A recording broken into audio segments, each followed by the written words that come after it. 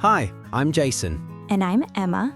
Today, we're going to listen to an article about office workers and their health. I hope we can learn some new vocabulary along the way. Without further ado, let's get started. Office immobility, a potential killer.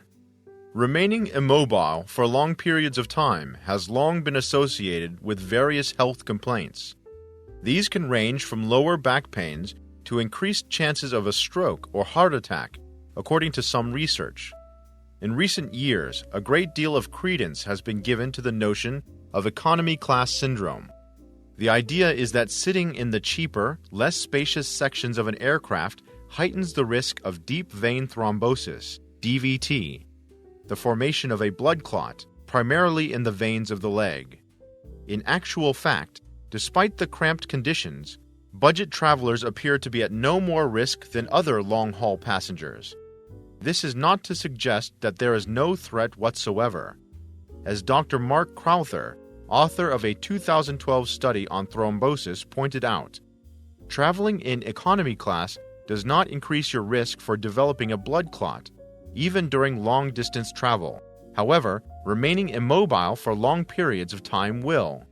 For office workers, the implications are obvious. An excessively sedentary lifestyle could be putting your health in jeopardy in the long term. Research in the UK shows that many office workers sit at their desks for an average of 3 hours straight. A high proportion of these employees remain at their desks during the lunch hour. Worse still, many respondents admitted to spending hours on the couch after work. Blood circulation to the back of the knee drops by half after just 90 minutes of sitting, almost doubling the possibility of a blood clot. So, how should you guard against DVT? It's all pretty obvious.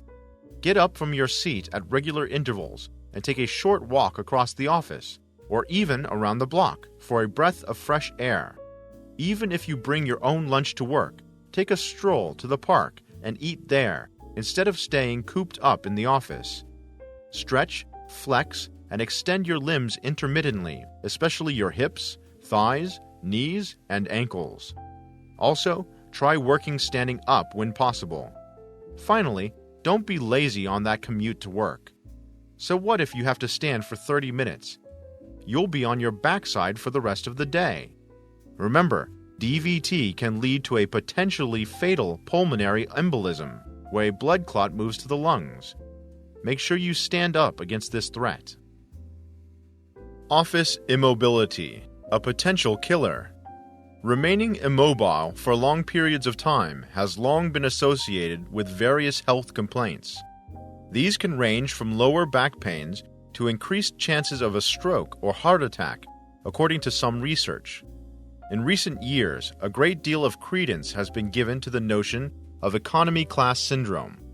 The idea is that sitting in the cheaper, less spacious sections of an aircraft heightens the risk of deep vein thrombosis, DVT, the formation of a blood clot, primarily in the veins of the leg. In actual fact, despite the cramped conditions, budget travelers appear to be at no more risk than other long-haul passengers. This is not to suggest that there is no threat whatsoever. As Dr. Mark Crowther, author of a 2012 study on thrombosis, pointed out, traveling in economy class does not increase your risk for developing a blood clot, even during long-distance travel. However, remaining immobile for long periods of time will. For office workers, the implications are obvious. An excessively sedentary lifestyle could be putting your health in jeopardy in the long term. Research in the UK shows that many office workers sit at their desks for an average of 3 hours straight. A high proportion of these employees remain at their desks during the lunch hour. Worse still, many respondents admitted to spending hours on the couch after work. Blood circulation to the back of the knee drops by half after just 90 minutes of sitting, almost doubling the possibility of a blood clot. So, how should you guard against DVT? It's all pretty obvious. Get up from your seat at regular intervals and take a short walk across the office, or even around the block, for a breath of fresh air. Even if you bring your own lunch to work, take a stroll to the park and eat there instead of staying cooped up in the office. Stretch, flex, and extend your limbs intermittently, especially your hips, thighs, knees, and ankles. Also, try working standing up when possible. Finally, don't be lazy on that commute to work. So what if you have to stand for 30 minutes? You'll be on your backside for the rest of the day. Remember, DVT can lead to a potentially fatal pulmonary embolism, where a blood clot moves to the lungs. Make sure you stand up against this threat.